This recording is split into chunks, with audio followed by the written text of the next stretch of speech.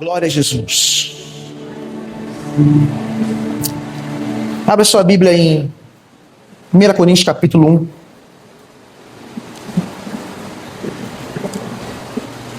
Primeira carta de Paulo aos Coríntios, capítulo de número 1. Vamos ler os versículos 18 a 31.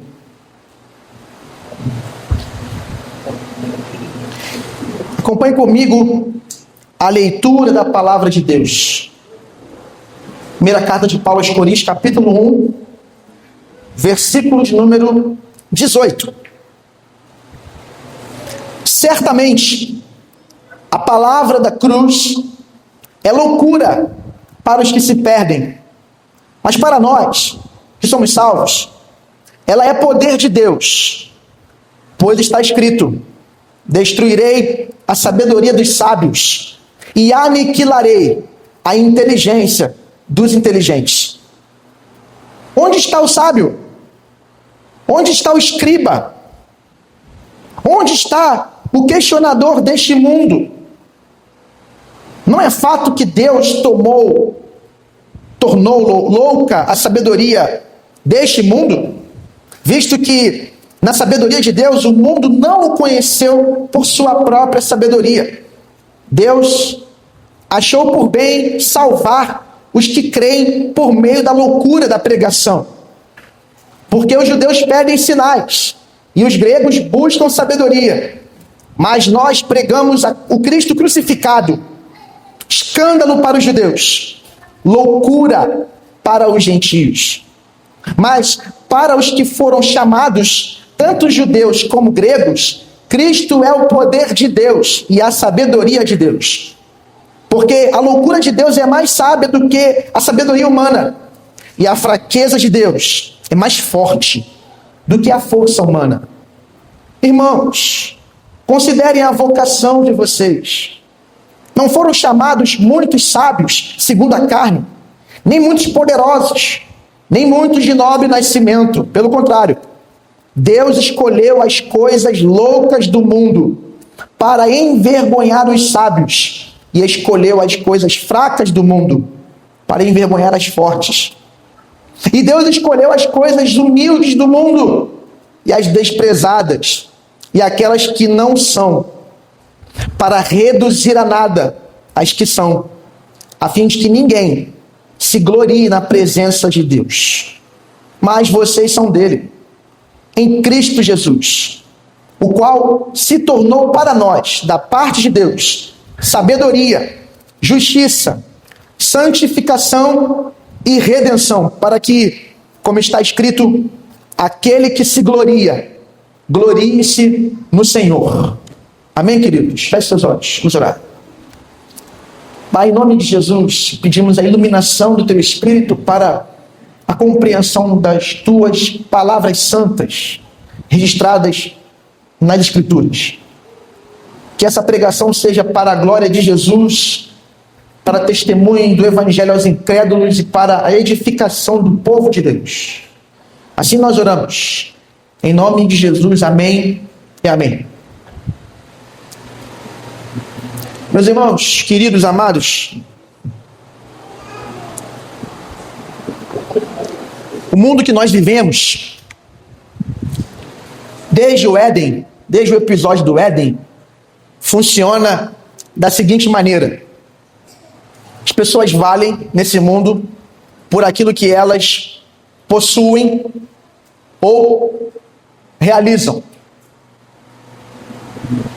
O rico é mais poderoso, o forte é mais temido, o sábio é mais admirado, o bonito, não dá para fazer assim, né?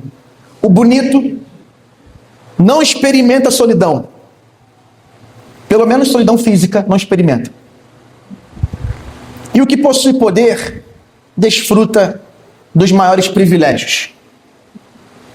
O contraste da semana foi uma juíza reclamando no STF que possui poucos privilégios, mesmo sendo da alta cúpula do judiciário, tendo uma série de coisas que eu e você jamais poderíamos imaginar ter na idade dela.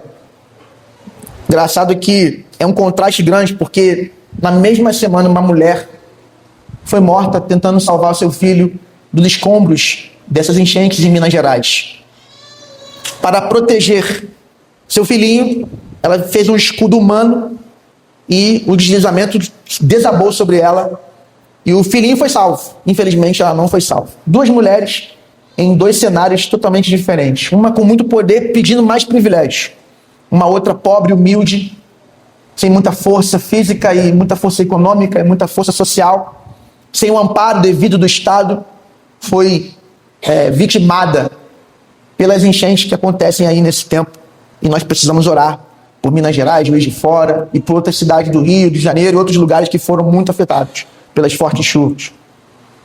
Mas, amados, a sabedoria humana, a sabedoria deste mundo, mede as coisas pela aparência delas. O ser humano olha a performance, Deus vê o coração. O ser humano olha os números, mas Deus vê a fidelidade. O homem olha de cima para baixo, mas Deus sonda e julga as intenções de dentro para fora. A religiosidade só muda o exterior, mas o Evangelho de Deus muda o interior e, consequentemente, transforma também, na medida do tempo, o exterior. O homem desse mundo caído engana muitos, e até a si mesmo, mas Deus não se pode zombar dele. Ele não é homem para que minta, nem filho do homem para que se arrependa. Números capítulo 23, versículo 19. E a glória dele, ele tem para si mesmo e não divide com ninguém, como está em Isaías 42, versículo 8. E o apóstolo Paulo, que, veja, eu não tinha percebido o quanto o apóstolo Paulo é pastoral nessa carta. E tem me impressionado ver a linguagem de Paulo. Versículo de número 25, Paulo novamente se dirigindo à igreja, dizendo: irmãos. Paulo não olhava para os coríntios como inimigos, adversários, opositores, pessoas que estão contra ele, ainda que estivessem negando o seu apostolado, negando a legitimidade da sua posição de pastor, de líder da igreja.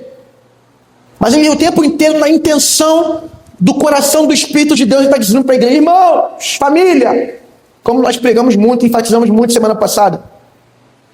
Esse pastor Paulo, ele logo percebeu que o problema da igreja de Corinto era algo que o teólogo Gordon Fee vai dizer.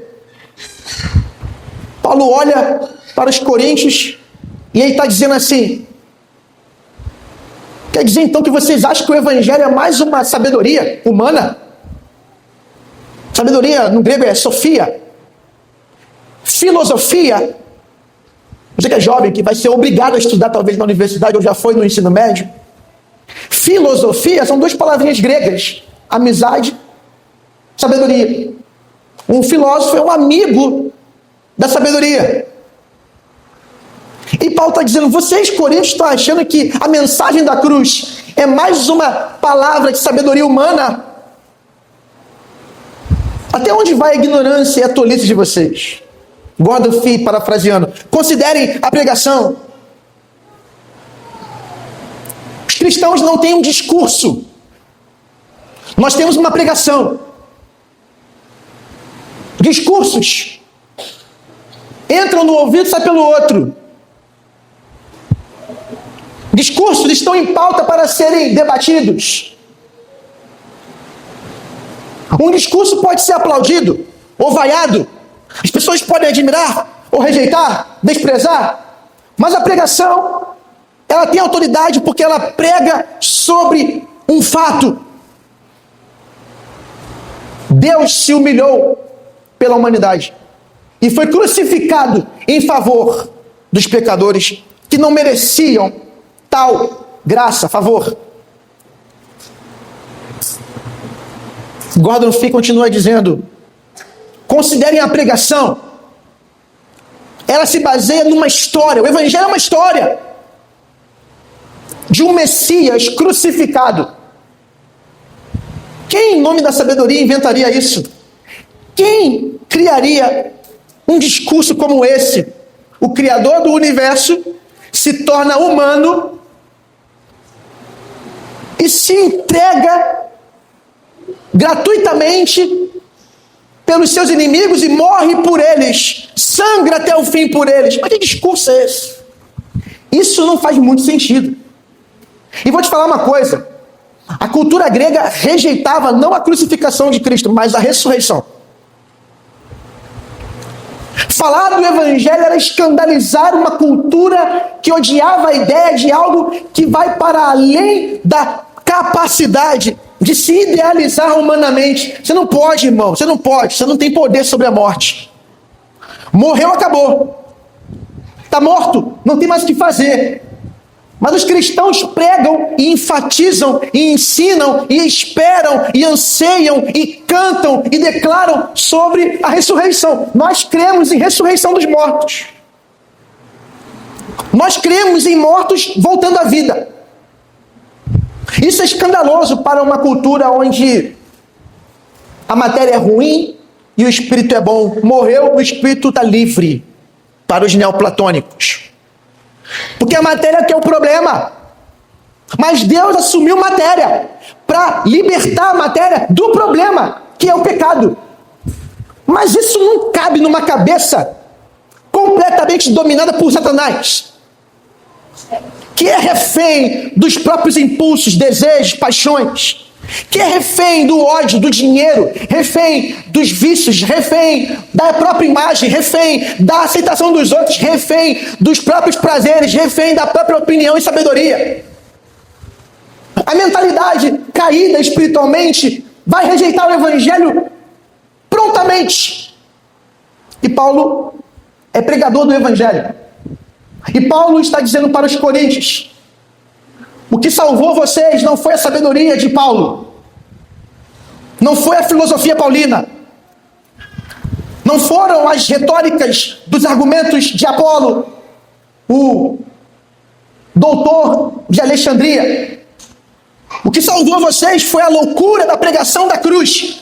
Deus foi humilhado, rejeitado, destruído, morto por mim e por você, mas Ele ressuscitou e Ele agora cria um povo pelo poder do seu Espírito. Aquele que crê no Evangelho, abandona os pecados, é salvo e vive uma vida agora que começa aqui e termina na eternidade. Mas que tolice é essa de imaginar que Deus seria tolo ao ponto de se submeter à sabedoria dos homens? Quando você vê uma pessoa muito inteligente, muito letrada, faculdade, formado, doutor, não sei o quê, e fica dizendo que isso aí não faz sentido, que não sei... Meu irmão, tenha misericórdia dele, porque ele só consegue ver um palmo à frente. No fim das contas, ele está cheio de crise, cheio de dúvida, e o mais importante, o seu coração continua inquieto, porque nós fomos criados para um relacionamento com Deus. E quem não está em franco e crescente relacionamento com o seu Criador, está numa derrocada existencial contínua. Sabe por quê, irmão? Porque só há paz na presença do Altíssimo. Aquele que habita no esconderijo do Altíssimo, a sombra do Onipotente descansará. Não descansa quem não está na sombra do Onipotente. Quem está na sombra da própria potência, do próprio poder, continua cansado, porque viver sem Deus é cansar a alma o tempo todo. Mas graças a Deus que nos enviou Jesus para dizer para os pecadores em toda a humanidade: vinde a mim, vocês que estão cansados e sobrecarregados, eu vos aliviarei. Aprendam comigo, tome meu jugo, é leve, meu fardo é suave. Eu sou manso e humilde de coração. Vocês vão apenas encontrar, sabe o que? Se fizerem isso, diga: descanso para as vossas almas. Tem gente que o cansaço não é físico, é almático, é da alma. Dormiu 10 horas, acordou cansado. Sabe por quê, meu irmão? É porque tua vida não está fluindo, porque a alegria principal, que é a alegria do Espírito, não está se manifestando. Mas graças a Deus, irmãos, porque você veio essa noite para ouvir a palavra de Deus que diz para você, nunca é tarde para receber de novo a alegria, porque essa alegria, ela vem do Senhor e ela é a nossa força. Quando você recebe a alegria do Espírito, o reino de Deus se expande na sua alma e você não está mais cansado, pelo contrário, você encontra nele descanso e aí você dorme como um neném, sabe por quê, irmão? Porque você deita, dorme e acorda, porque o Senhor te sustenta, como diz o salmista Davi. Bom, a mensagem de Paulo para os coríntios que trouxe salvação não foi uma mensagem de sabedoria. Não foi teologia profunda. Paulo não ficou preocupado de trazer coisas mirabolantes sobre a fé cristã. Paulo foi lá e falou aquilo que todo cristão nascido de novo, convertido, deveria falar continuamente nas suas convivências. Falou da cruz. As pessoas são salvas, irmãos, sabe por quem? Por um Deus que se entregou numa cruz. O evangelho que salva é o evangelho da graça por meio da cruz de Cristo. Cruz essa que nós deveríamos carregar. Ele levou. Ele morreu por nós. Essa é a grande mensagem. E aí você percebe que Paulo, ele apresenta aqui para nós um esboço aqui. Do 18 ao 25, Paulo vai mostrar que o evangelho, ele é a contramão, ele é o opositor, ele é a oposição maior a essa sabedoria humana. Então ele vai apresentar que a loucura de Deus se revela primeiro, do 18 ao 25, na mensagem, na revelação de um Messias crucificado. E do 26 ao 31, tem um outro esboço, ele vai mostrar que a loucura de Deus da pregação revela ao mundo os crentes de Corinto. Deus faz toda a lógica ser invertida na sua revelação do Evangelho. Então vamos comigo agora ver brevemente os versículos 18 a 25, para a gente entender primeiro esse esboço, a loucura de Deus, revelada no Messias crucificado.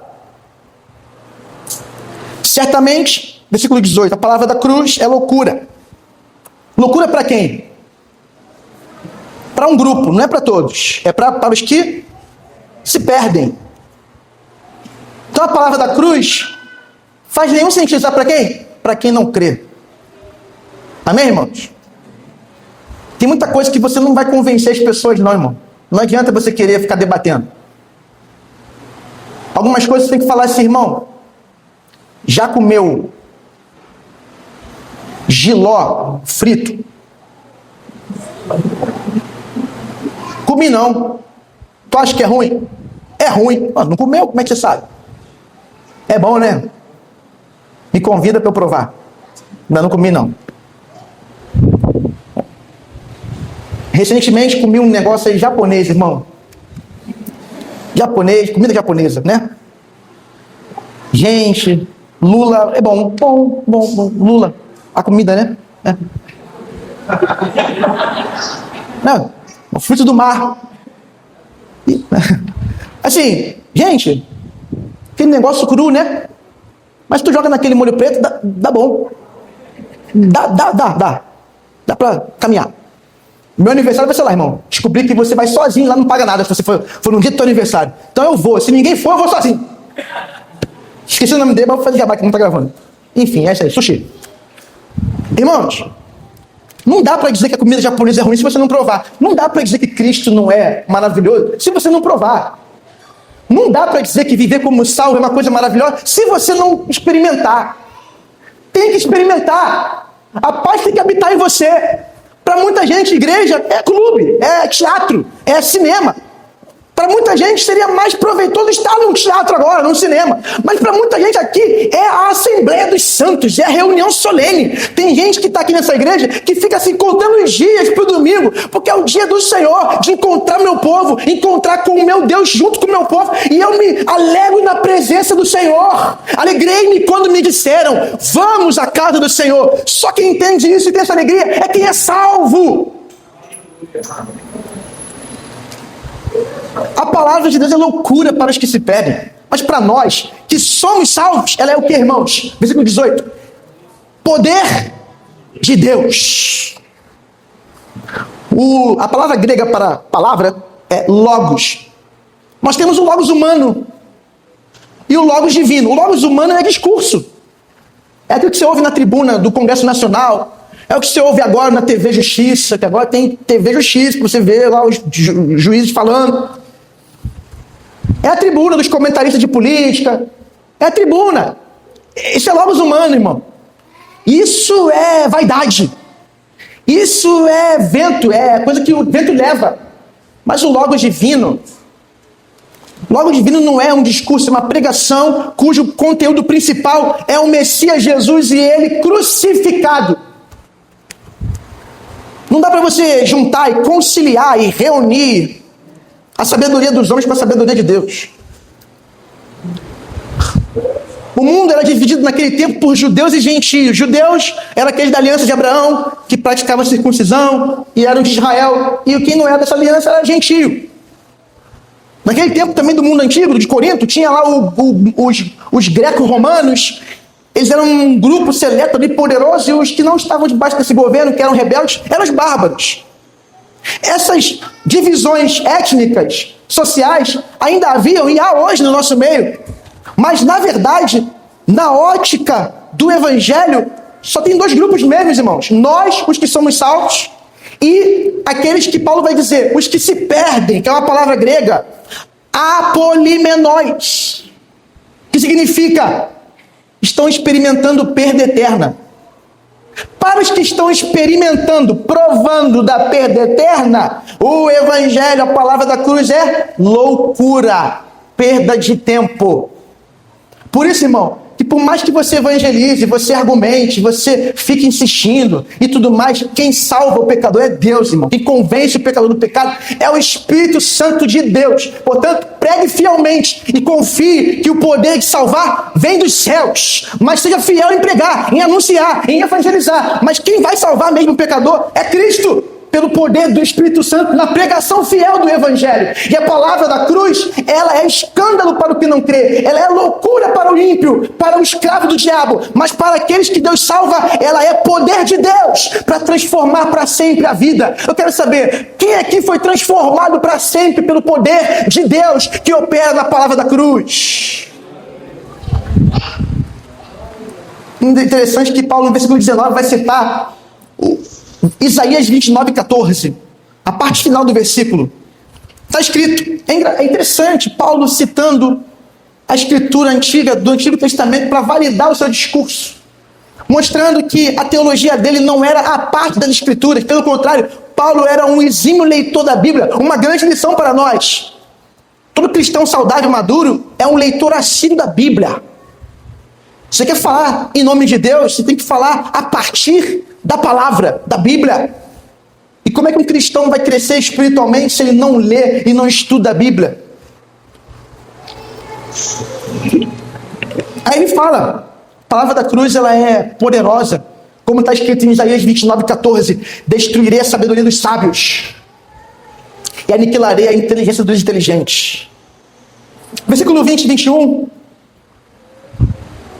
Paulo então começa a perguntar e levantar aos coríntios essa questão: quem de fato é sábio? Quem de fato é louco? Ele pergunta pelo sábio. Cadê Sócrates? Cadê Platão? Cadê Aristóteles? Cadê o escriba? O escriba era o teólogo daquele tempo, o sábio de Israel. O doutor da lei muitas vezes era um escriba, um escritor, um redator, que também escrevia os seus textos teológicos. Cadê a sabedoria desses homens que não têm a salvação? Que estão presos na religiosidade judaica? Cadê eles? Onde está o questionador desse mundo? Aquele que gosta de debater? Cadê o debatedor? Não é de fato Deus que tornou louca a sabedoria deste mundo? Versículo 21, visto que na sabedoria de Deus o mundo não o conheceu por sua própria sabedoria, Deus achou por bem salvar os que creem por meio da loucura da pregação. Veja, Deus não salva ninguém sem a pregação. É por isso que concorda a mensagem da noite com a mensagem da manhã, dizendo: uma igreja vai crescer através de membros que pregam o Evangelho, que estão engajados em falar aos que não creem sobre a palavra da cruz.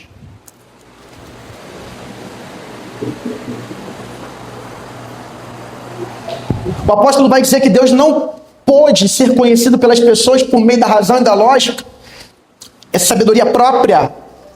Ele se fez conhecer ao revelar sua glória por meio da loucura do querigma, pregação no grego. Portanto, o evento louco da cruz trouxe vida e salvação aos pecadores, enquanto a sabedoria mantém os seres humanos caídos espiritualmente. Sabe quem está rejeitando a Deus? Os que estão cheios de sabedoria humana. Deu para entender? Estão cheios de filosofia, cheios de entendimento sobre si, sobre o mundo, sobre as coisas, mas ignorantes a revelação do Messias crucificado. E isso tem implicação ética e prática na vida deles, porque não são plenos, não são livres, não estão felizes, não prosperam em tudo. Tem muita gente que tem... Olha, tem gente que é tão pobre, mas tão pobre, mas tão pobre que tudo que tem é dinheiro. Dinheiro não compra paz, irmão. Dinheiro não compra harmonia no casamento. Dinheiro não compra alegria no meio da dor, das circunstâncias adversas. Só quem pode experimentar alegria no sofrimento é quem tem o Messias crucificado existindo em sua própria alma pelo seu espírito. Quem nasceu de novo pode vencer o mundo. E ele já disse, no mundo 3 aflições, mas tem de bom ânimo, porque eu venci o mundo. E esta é a vitória que vence o mundo. João vai dizer na sua carta, a nossa fé. Quem tem fé vence o mundo. Quem não tem fé fica alheio às circunstâncias. Quer terminar, irmãos? Considerando nosso tempo curto nessa noite, culto de ceia, o segundo esboço, preciso dar uma adiantada. O primeiro mostra a loucura de Deus na mensagem, na história do Cristo crucificado. Mas a segunda loucura de Deus são os crentes em Corinto. Porque, irmãos, veja, Deus não escolheu os poderosos. Deus não salvou primeiro César, Caifás. Deus não salvou o Sinédrio, a alta cúpula de Israel, religiosa e política. Deus salvou os simples, os pobres, primeiro. Houveram alguns ricos chegando para o reino, chegaram, mas foram pouquíssimos, a maioria era gente como a gente. Versículo 26. Considerem irmãos, Paulo com muita alegria, com muito amor à igreja. Olha a vocação de vocês, vocês foram chamados e aceitaram o chamado de Deus. Olha vocês, não foram chamados dentre vocês muitos sábios segundo a carne, nem muitos poderosos, nem de nobre nascimento. Versículo 27, pelo contrário, Deus escolheu as coisas loucas do mundo para envergonhar os sábios, e escolheu as coisas fracas do mundo para envergonhar as fortes. Paulo faz um jogo de palavras de sabedoria e força e poder, para mostrar à igreja que nada é maior do que o evangelho. Em outras palavras, Paulo está dizendo, irmãos, o que salvou vocês foi Cristo na cruz. Então para de se impressionar com a cultura que está dominando. A cultura que domina hoje é a cultura da ganância, a cultura da autossatisfação, é a cultura do egoísmo. A gente descobre que quando os crentes estão cheios do Espírito Santo, quando a gente faz o almoço da igreja, irmão, que a gente vê a educação que alguns têm, que alguns não têm, gente que sai passando na frente, primeiro eu. Esses eventos são bons de fazer. Vamos fazer um evento? Vamos para um sítio? A gente começa a ver, irmão, como é que está o coração do povo. Porque todo mundo fala, somos um em Jesus, mas na hora de fazer uma fila para comer, esse lugar é meu. Primeiro meus filhos. Primeiro minha família. Isso se configura em outras áreas, tá? Estou dando um exemplo. Quer ver o crente verdadeiro? Futebol, coisa linda. Não é não? A bola saiu. Não, saiu. Saiu, irmão. Não saiu. Ah!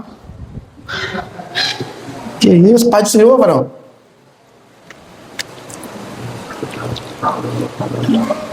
Quer saber o crente como é que ele está cheio do Espírito Santo? Vamos debater política. Vamos lá. Você sabe que o teu irmão gosta da direita. Vai lá e elogia o PT para ele, vai lá. Você tem uma irmã, um irmão que é mais left, né? Left é a esquerda em inglês. Left. Não é só você não, Rafael. Receba aí. Só você que fala língua estranha aqui não. Left.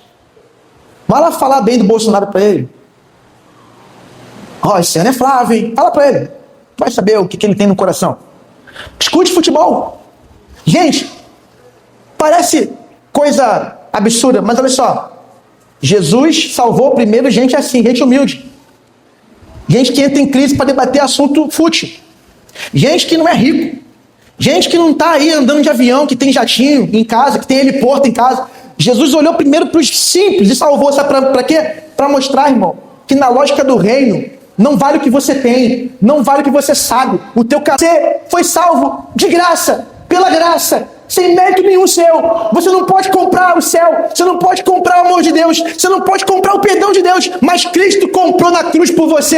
Ele disse, tetelestai, está consumado. Ele se entregou por nós e ele nos salvou pela sua graça maravilhosa, que nós cantamos aqui essa noite.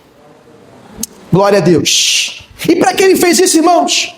Versículo de número 29. A fim de que ninguém se glorie na presença de Deus. Todo cristão salvo é alguém que se apresenta ao céu e fala assim, Senhor, cheguei aqui.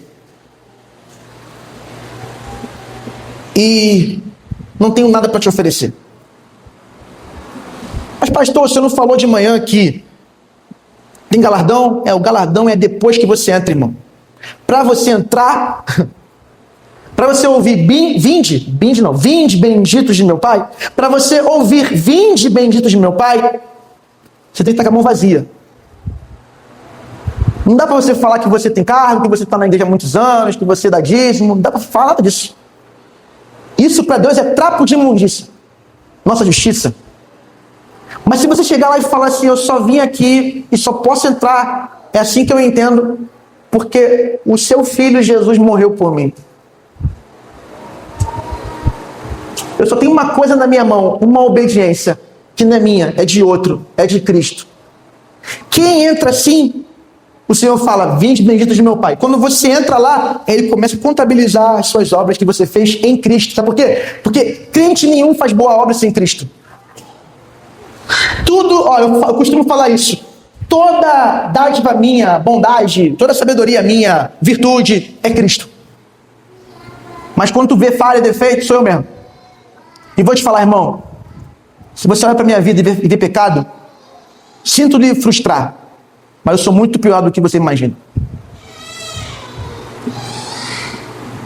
Nós somos pecadores. O que nos dá acesso à eternidade é a cruz de Cristo Jesus, o Messias que se entregou por nós. Eu quero terminar essa palavra perguntando para você algumas coisas. Por exemplo, onde você tem construído sua autoestima ou o seu valor próprio, o seu senso de valor próprio? Seria nas suas habilidades, na sua beleza, nas suas virtudes, conquistas? Ou o seu valor próprio você encontrou na vida perfeita, na morte substitutiva, na ressurreição redentora de Jesus Cristo, o Senhor? Deus escolheu quem não era nada para reduzir a nada quem pensa ser alguma coisa. Eu vou repetir. Deus escolheu quem não era nada para reduzir a nada quem pensa ser alguma coisa. Deus não vai salvar a gente orgulhosa. Deus não vai salvar a gente autossuficiente. Deus não vai salvar a gente que tem um Deus no próprio ventre, no próprio umbigo. Mas Deus salva a gente que olha para Ele e fala, Senhor, tem misericórdia de mim, porque eu sou pecador. E eu sei que os meus pecados me separam do Senhor. Tem misericórdia, me salva. Para esses já tem uma palavra, a palavra da cruz. Receba o perdão de Deus por meio do Messias crucificado.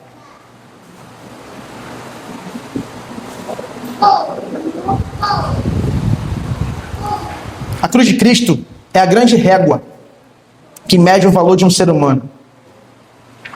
O Evangelho da Cruz diz para você nessa noite, você vale a vida do Filho de Deus. Se tem uma coisa que a gente tem que se vangloriar e se orgulhar, irmão, é que nós somos amados e aceitos por Deus através da morte do Messias que foi crucificado no nosso lugar. É isso que tem que nos encher de satisfação. É que Cristo morreu por mim. é que Cristo se deu por mim, mesmo quando eu era um pecador. Que eu e você possamos, nesse tempo, compreender o Evangelho mais profundamente. O Evangelho não é sabedoria humana. E o Evangelho é pra gente, como eu e você, que peca todos os dias, mas que, porque foi encontrado pela graça, pode também todos os dias crescer em santidade e não mais viver na escravidão de Satanás. Que o Senhor nos abençoe em nome de Jesus. Amém.